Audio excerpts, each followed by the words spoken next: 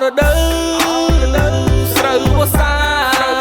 ភ្លៀងធំកាលណាភ្លៀងធំកាលណាបងណាត់ជួបស្រីនៅក្រោយផ្ទះអូនទាំងពេលត្រីបងណាត់ជួបស្រីតែឆ្លោះកំកែតអរដូវស្រូវប្រាំងខែចែកក្តៅខ្លាំងបបួងងុយទឹកលេងបងដោះពីស្ដាំអូនដោះពីឆ្វេងក្នុងទឹកថ្លាឆ្វេងដៃរាវរកគ្នាមួយឆ្នាំគេធ្វើស្រូវតែពីរដូវទេជួយធ្វើមាសមេបានពីរដូវដែរខ្ញុំរស់នាងស្ទូងយកចិត្តឪម៉ាក់ជួយធ្វើស្រែស្រីដូរយកបាយអូនចាំទេកាលពីយើងនៅវ័យកុមារបងក៏ទូចអូនក៏ទូចលុតក៏ស៊ូនៅក្បែរសាលាឈានជើងទៅមុខកលកាលុងកាប់កាហើយបបួជីវ៉ាធ្វើស្រែពីនេះ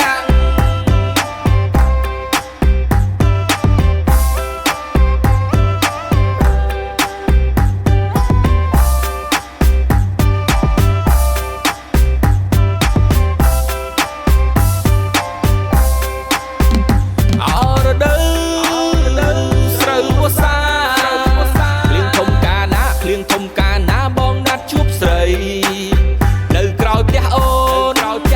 ទាំងពេលត្រីបងណាត់ជួបស្រីតែឆ្លោះកំកែតអរដូវ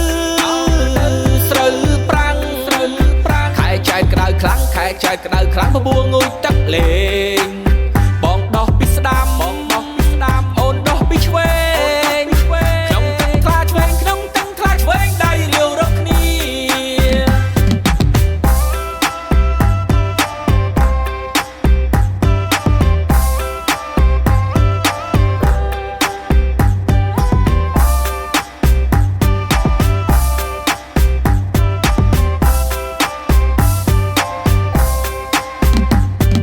ឆ្នាំគេធ្វើស្រូវតែពីរដូវទេជួយធ្វើមាសមេបានពីរដូវដែរខ្ញុំរស់នាងស្ទូងយកចិត្តឪម៉ែជួយធ្វើស្រែស្រីដូរយកបាយអូនចាំទេកាលពីយើងនៅវ័យកុមារបងក៏ទូចអូនក៏ទូចលុតក៏ស៊ូនៅក្បែរសាលាឈានជើងទៅមុខកលកាលុងកាប់កាហើយបបួជីវ៉ាធ្វើស្រែពីនេះ